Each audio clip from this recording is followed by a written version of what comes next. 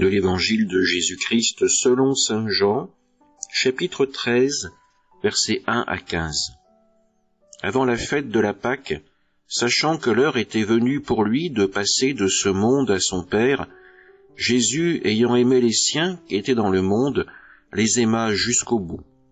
Au cours du repas, alors que le diable a déjà mis dans le cœur de Judas, fils de Simon l'Iscariote, l'intention de le livrer, Jésus, sachant que le Père a tout remis entre ses mains, qu'il est sorti de Dieu et qu'il s'en va vers Dieu, se lève de table, dépose son vêtement, et prend un linge qui se noue à la ceinture.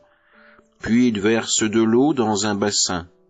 Alors il se mit à laver les pieds des disciples, et à les essuyer avec le linge qu'il avait à la ceinture. Il arrive donc à Simon-Pierre qui lui dit « C'est toi, Seigneur, qui me laves les pieds ?»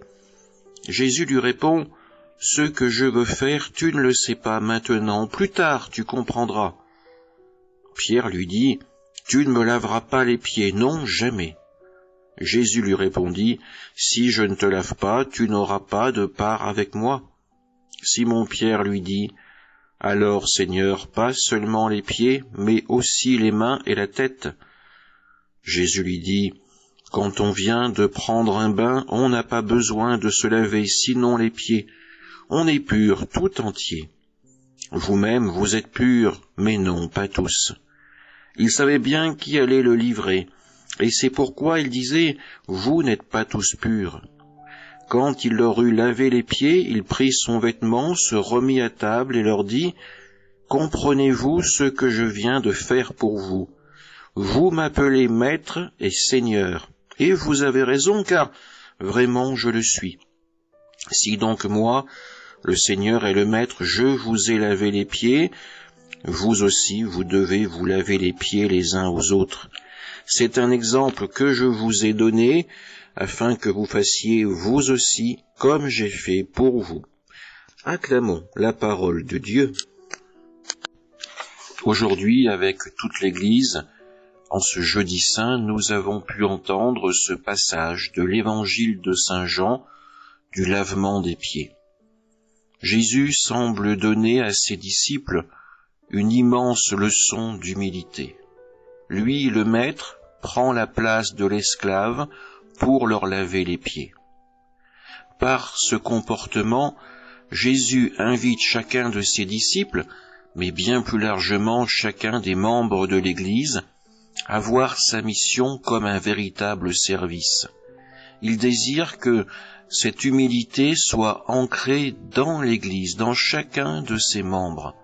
Ne pas agir pour soi, mais agir pour l'autre, agir véritablement par amour. Mais cet évangile est bien plus qu'une simple leçon d'humilité. Jésus nous invite aujourd'hui à avoir part avec lui. Quel sens cette expression peut bien avoir? La part de quoi? À quoi Jésus nous invite? Eh bien, à recevoir une part de l'héritage.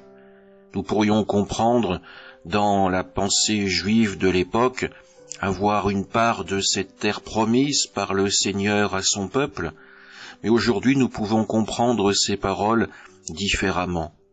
Le véritable héritage que Jésus veut nous partager, c'est le Seigneur.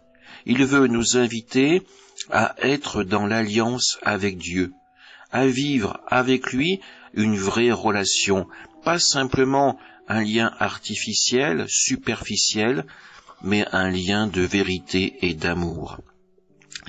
Jésus, pour cela, nous invite à suivre son exemple.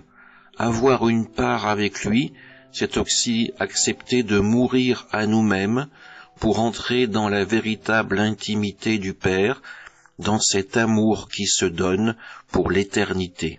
Amen.